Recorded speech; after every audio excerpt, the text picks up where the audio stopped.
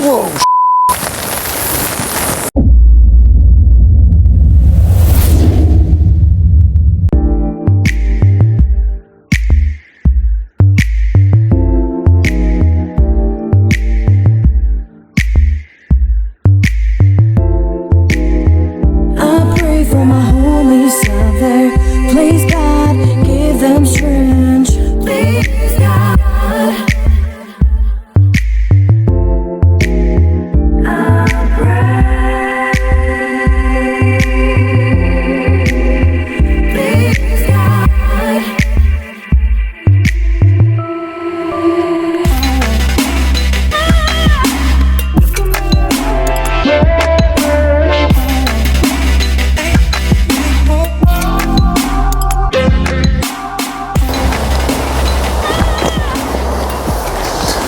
Hello guys and girls. I've been told off saying guys, not girls. By guys I mean everybody. I can't go through every gender, there's too many now. Him, they, I don't know. It's impossible to please everybody. And those who identify as whatever they identify as. Anyway, I'm out on a bit of a stealthy one tonight. Working away again, which I am. I've got a meeting tomorrow, so I've driven up to the Midlands, found a little forest, just been trekking around for about the last half an hour trying to find somewhere, which I think I found now, so I've just gone and got my gear and I'm heading back there. Hopefully I'm not past it.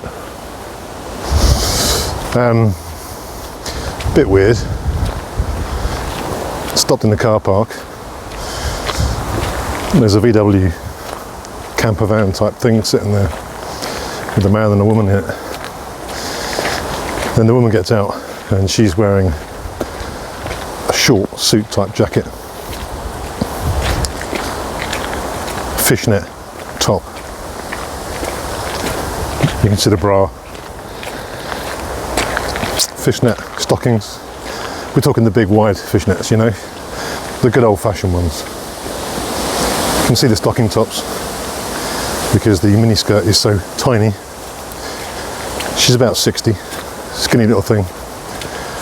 Gets out of the van, walks over to her car, and as she got there I realised it wasn't a she, 'twas a he, dressed as a she. God knows what they were doing in the van, but I made my move pretty sharpish. So today I'm going to show you my my winter loadout. Now this is my winter loadout. It's not everyone's winter loadout, not everyone's cup of tea. So my gear's on a budget, as you all pretty much know, and there's obviously a lot of people out there who are starting out while camping. They go out in the summer, you can buy cheap gear, get away with a lot less stuff. But when it comes to winter, they're going to be put off because it's, you know, more severe conditions can be quite dangerous. My stuff is not designed for being on the top of Ben Nevis in the middle of winter. That's not what I do. And the majority of people starting out are going to have that same stance, at least when they first start. So this is my winter loadout. I've changed my bag over. The last trip out, I was I'm just trying to find my way back to the little place that I found somewhere around here. My last trip out to the wreck-in, I was in my OEX EV 300 sleeping bag, which I bought that because it was cheap. It cost me 30 quid a couple of years ago, and it's supposed to be rated down to, I think it's 0 or thereabouts. And the first time I went out in it in sort of cold, it was like 6 degrees. It was 6 degrees, and I froze. It was absolutely freezing. So getting lost now. So I just use it for summer. I think the problem with companies like OEX and pretty much all sleeping bag manufacturers, they're not regulated, so there's no official measurement on their bags, they put in a figure that they basically could make up, and then it's down to feedback from what you see with people on Facebook, YouTube. God, it's brambles everywhere around here. And you gauge what is good by that. And everyone rated the OEX Leviathan EV900. Now, the bag that I've got is more expensive. But I did get the Leviathan EV900. And I'm not going to slate it. It was warm. It's a good bag. It's, you know, massive. It's really thick. It lofts up really well. And a lot of people rate it. A lot of people that I know quite well and personally rate it as well. The problem was when I first got it, first night I had out in it,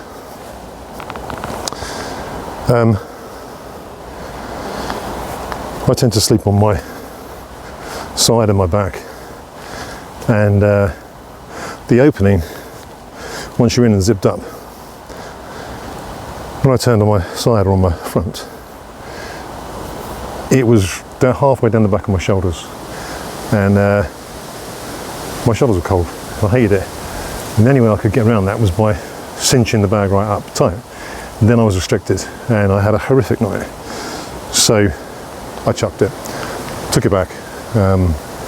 Just wasn't good. I don't know if that was because of my height, because it takes people up to like 2 meters. It's a huge bag, but maybe I was too long in the body for it. I don't know. So yeah, there's cheaper bags out there than what I've got. But I'll show you my winter loadout, what I will be using through the winter. And the main reason for doing this was because obviously I've changed my bag. I had a 65 litre bag. It was always full, rammed to the hilt. I now have a 40 litre bag, and my concern was, will I get my winter stuff in there? Well, all fits, perfect.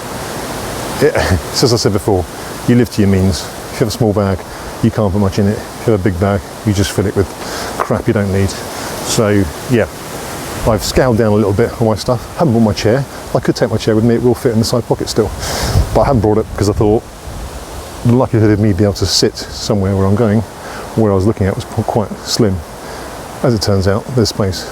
So I found this lovely little nook, little dip down. It's obviously been used by people before. I'll show you the state of it. Hang on. Fire. Bottles of beer. I'm not bringing this lot out with me. But it's a lovely tucked away little spot. There's just enough space to squeeze my tent in. And the path is literally there. I'm probably less than 100 yards away from the path, which is on that, it goes around this corner and around the back of this mound. But I spent about half an hour trying to find somewhere, and I couldn't. So this is where I'm camping. Right, I'll get my gear set up and I will show you what I will be using for my winter setup this year. Okay, so first off, shelter. So this is the Lanshan 1 Plus, the larger version if anyone's not seen any of my videos before. I've swapped the 3-season inner out now. I've got my 4-season inner. That's staying in now for the time being. The only real difference is obviously there's no mesh at all apart from this tiny little section up here. So it retains a lot more warmth and also lets a lot less air through. That can result in condensation. Again, today it's phenomenally windy. I'm tucked down a little bit, but it is a very, very windy day today, so I don't think I'm going to have an issue with it. But again, this is a winter loadout, so this is my gear that I'm going to be using in the winter. The 4-season inner on this, it weighs pretty much exactly the same. I've got the T door again, same as my summer inner, so if I want, I can open this whole thing up and have full access, and it just gives me a lot more usable space than just the J door. I tend to sleep that end, so I will get in this way, lay down, but then I also want to cook, so I will sit here and cook like so, and I fit in it and I find it comfy. It's cozy, but it's comfy, so majority of people should be able to fit in it. So one of the good things about the Plus over and above the Pro is the fact that it is taped seams. So all you have to do is to silicone seam seal those guy out points. So you've got 3 around the main body. I've also done the top, but other than that, that's all you need to do. A couple of mods that I've done on here you may have seen before. The bathtub comes with the same string that you get on the footprint, which doesn't hold. So the footprint is fine, I've got it stretched out as full as I can. But the bathtub, to get it just nice, and you can see how square that is sitting up, I use a 30cm bit of bungee elastic cord, tied on each one, loops over, works perfectly. Carbon fibre pole, as you've seen before, 125cm with a mushroom pole cap end at the top to protect the top of the tent. Simple little tip by the way. The good thing about this other door is you've got another hook on there, so you only get that on the T-zip, and it is to zip that door back. But I hook the roll-up tie for the T-zip door to the outer tie for this door, and it pulls it out a little bit more and gives a bit more room inside. So the next thing on my winter gear loadout is my mats that I put underneath my sleep mat. Now, I bought this off AliExpress. It was about £6, I think. It is, I want to say, 140cm by 200. I cut it in half because I don't need that big a mat, and keep it in the same bag. This literally weighs nothing. Now, obviously I've got my Light AF mat as well that I got from Outdoor Gear Essentials, but this saw me well during the winter. It is sort of like one of these windscreen film reflector covers that you get putting in your car, keep your car cool, or stop it frosting up. And essentially it's just foam with foil either side. I have put, as you can hear it, silicone strips all down this as well, because it's quite slippy. So where the Light AF mat does keep you really stuck to the ground, it doesn't move, this doesn't. It's a nightmare, it slides everywhere. So both sides I've got silicone on the back and on the front, so it sticks to the floor, it sticks to the pad, works really well. Now I don't know what R value this gives you, it's not registered anywhere, but I'm a cold sleeper, and I slept on my Decathlon mat, which has got 0 rating for R value, and I got down to -4 with that on top of this and my sleeping bag. So you lose a hell of a lot of heat through the ground, and a lot of cold comes up through the ground. So yes, my sleeping bag would have helped, but this must have played a part in it as well. So this again is going to be coming with me for my winter camps. Okay, so next up is my sleep pad, Unigear Campfy 3. Now, if you haven't seen my review video, I'll post it up here or here. This is a really comfortable mat. It has an R value of 2. As I said before, my previous mat had nothing, had no R rating at all. Someone contacted me, chap who lives and camps in Scotland, and he has had this mat for quite a while, and he's a very cold sleeper apparently, and he said it is amazing. So if it's good for him as a cold sleeper in Scotland, it's got to be pretty good. This was heavily rated by, as I said before, Lone Wolf 902 as a decent mat for the price. Super budget. This costs you 37 quid. This is the XL version, so it is bigger and heavier than the other version. So if you don't need it, then you can get a smaller one than this. But this is still a small pack size. It fits easily inside my bag, and as I say, it's the same size as my Decathlon one as well. So I'll get this blown up and I'll show you it laid out in the tent. Okay, so here's my mat now set up. It's just 3 inches thick, made of 40D nylon. And it's got various different chambers within it. So the sides of it are contoured outwards, so that keeps you centered in the mat. There's a slight raised head section for a pillow, which does help. And the center section here where the legs are, it's sort of waved, so your legs just fit nicely in it. It's comfortable. It also has like a centre section which is raised as well, so there's like a lumbar support, which is really comfortable when you're laying flat on your back. What's quite nice, particularly for me, is the foot end also has a raised section at the foot. So what I used to find was I didn't know whether or not I was slipping off my mat in my bag. So if I was on my side on my front and I went down, then my feet were hanging off and then they start to get cold. Whereas this, you can actually feel it because there's a ridge at the bottom, so your foot has to go over it. So it's quite a nice little design. Okay, so now the main one. So as I said before, I got rid of my OEX Leviathan EV900 and I replaced it with a Vango Vulcan -12. So this is a down bag. It's about £180 I think you can get these for. It packs down pretty well. Yeah, it's not huge. I'll take my hand as an example there for the size.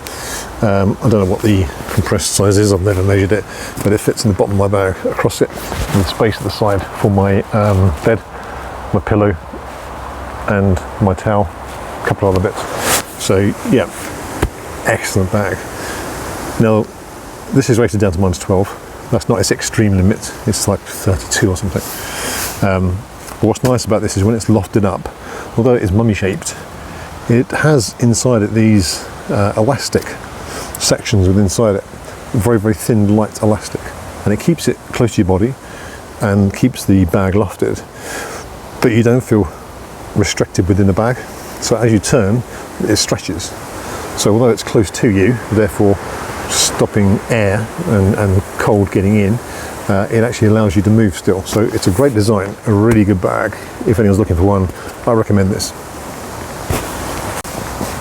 Right, so I'm just letting that loft up behind me for a bit.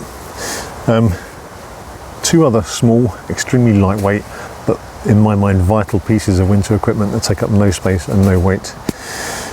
One is the Naturehike down boots, little down booties. I get freezing cold feet.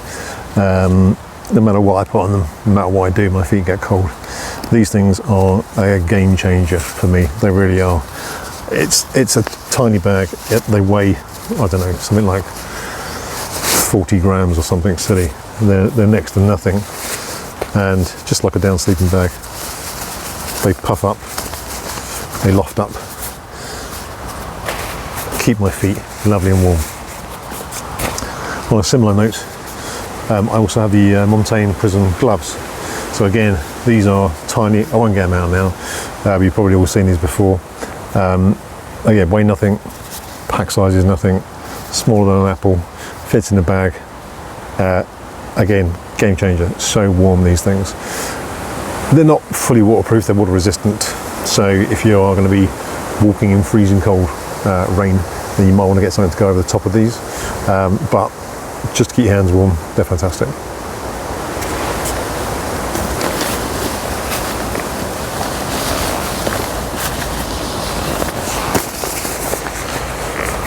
So next I have my bag of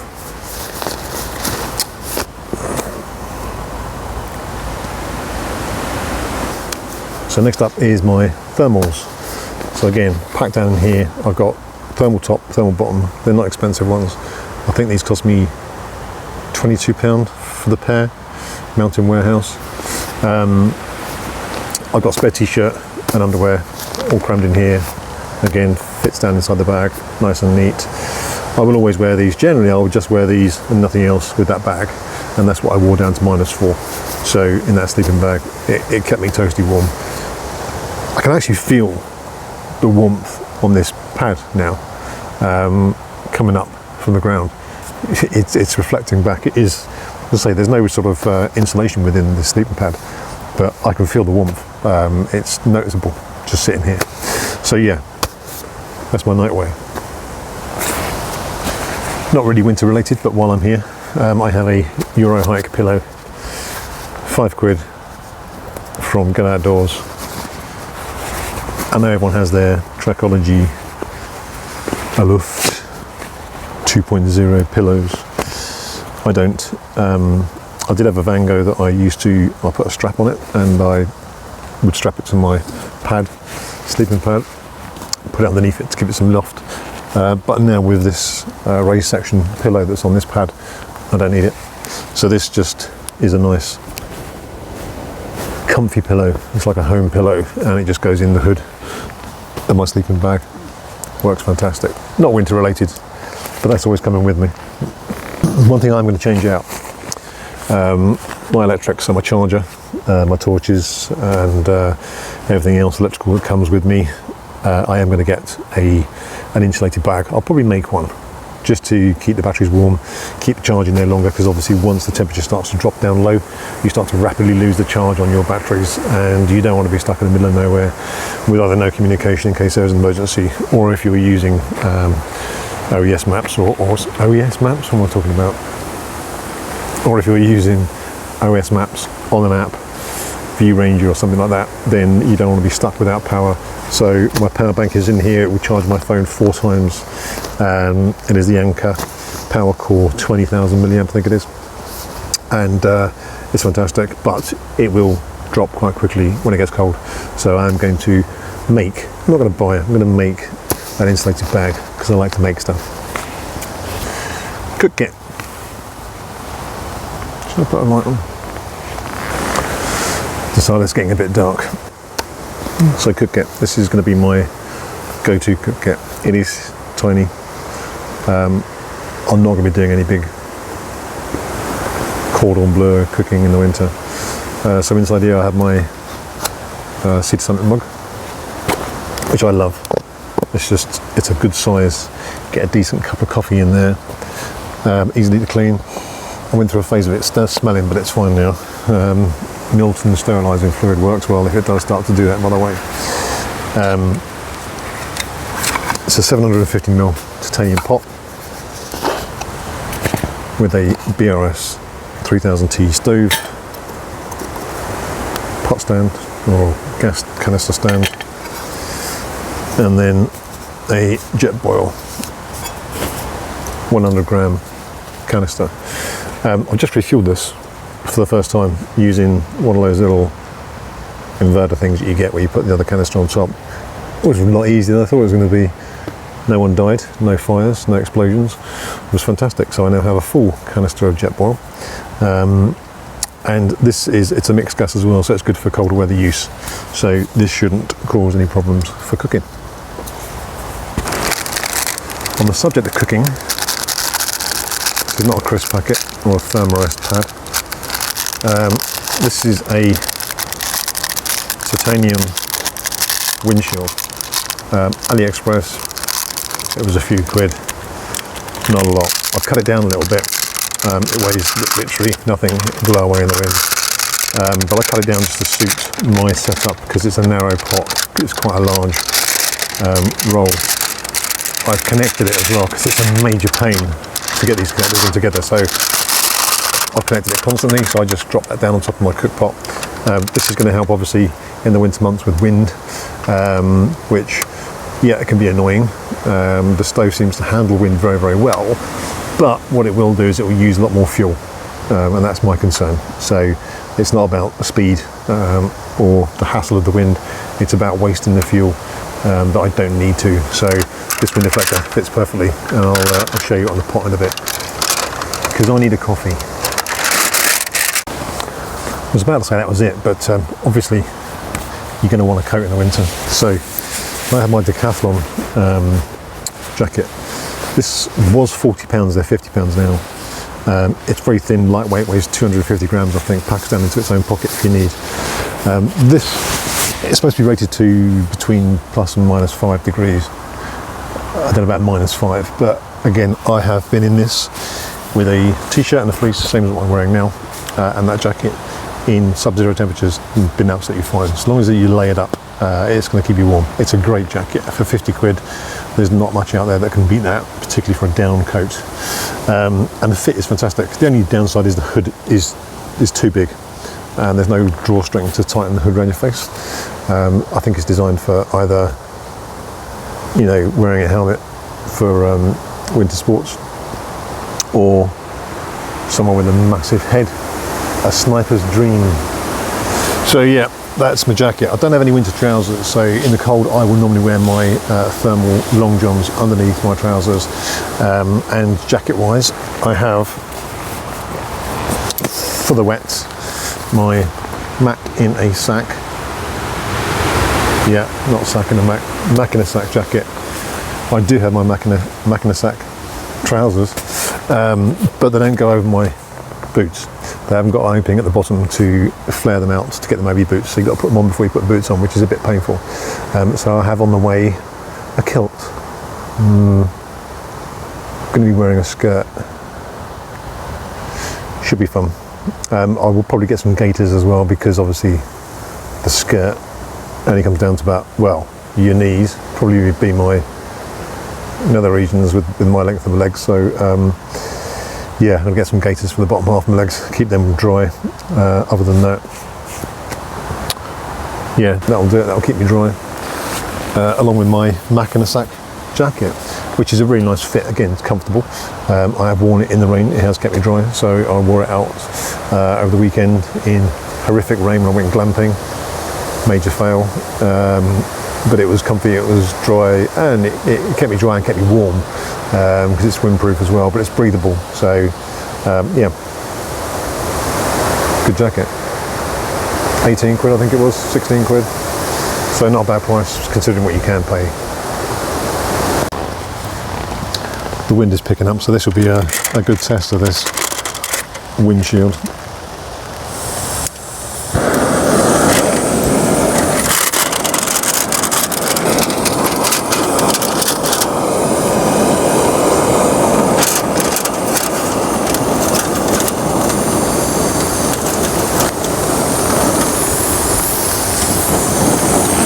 It's just starting to rain.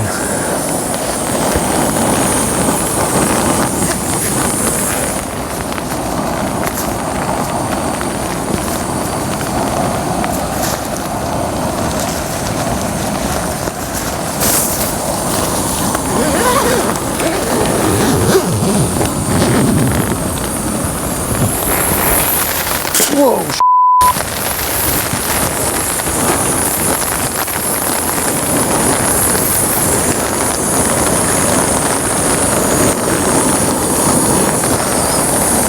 That's how windy it is. It blew the tent and this over.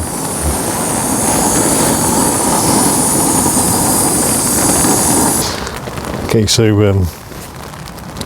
we live and learn, don't we? We adapt and we survive. This is a great idea, but it's heavily flawed.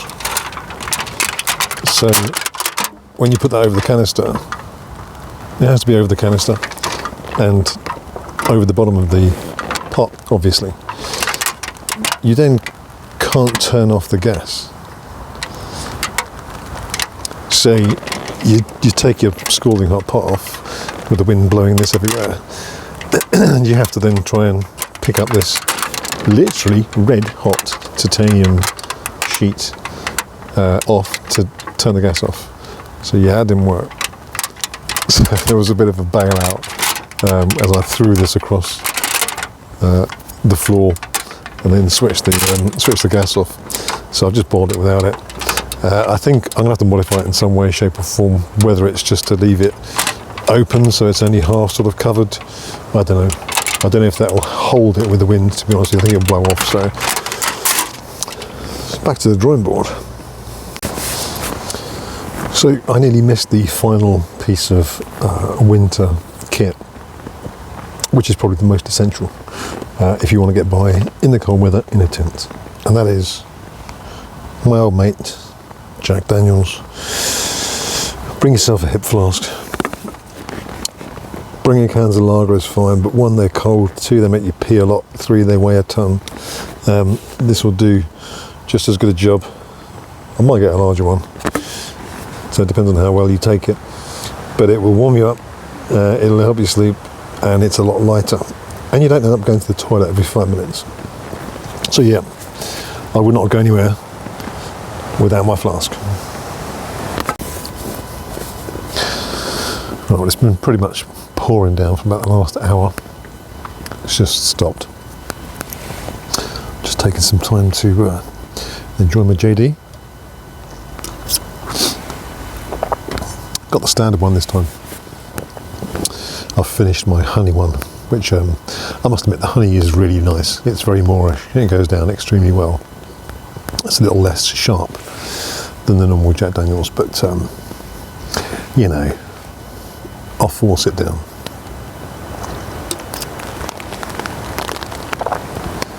Wind keeps coming through in little blasts here and there. A bit more rain coming down. Yeah, it is pretty gusty tonight. I don't think I'll have an issue down here, aside from one of the trees coming down maybe. Loads of mozzies getting inside the tent. The downside of filming, a bit difficult to do it inside the actual inner in here. There's not enough space really. And having the light on, they will come and enjoy me. Right, I'm going to shut this down. If I don't see you again, I'll see you in the morning.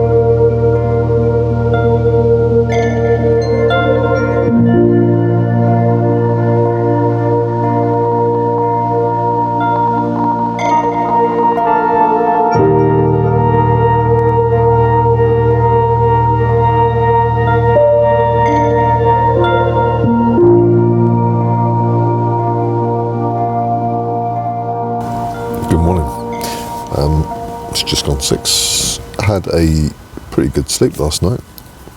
A bit fidgety. Had a dream that a dog attacked the tent for some weird reason. Bugs everywhere here. There was a massive slug sitting right at the top of my boot. Nearly got inside it.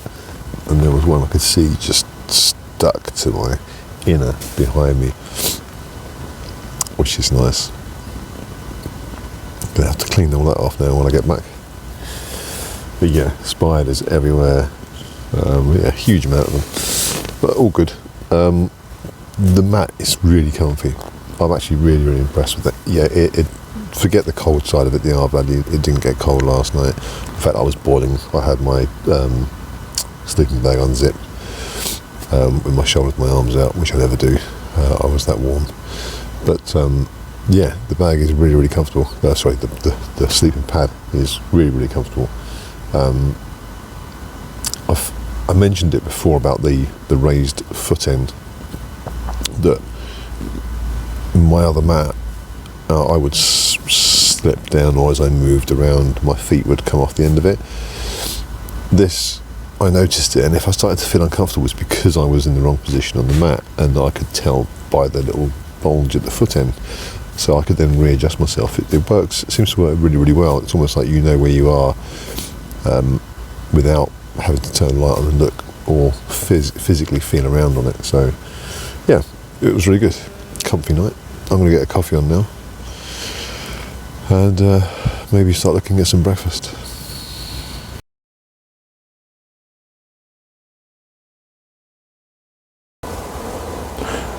Obligatory tent takedown time lapse.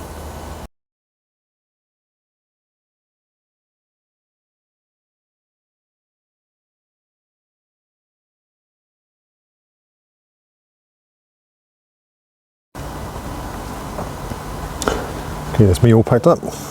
Leave no trace. As I left it, including the pigsty down there that someone else has left, and I'm not clearing that lot up because there's tons of bottles. Look after the countryside, guys. Well, I hope you enjoyed the video, guys. It's just a short one, really, just to show you my winter loadout and what I take with me, and to show that you can do it on a budget. You haven't got to spend a fortune. Yes, you can get a lot more expensive and better gear out there, but it just depends on your extremes, and if you're starting out, you don't need to spend that much, and you also want to get used to it before you start going to a more extreme weather condition. Anyway, I'm going to head off now, so thanks again. I'll see you on the next video.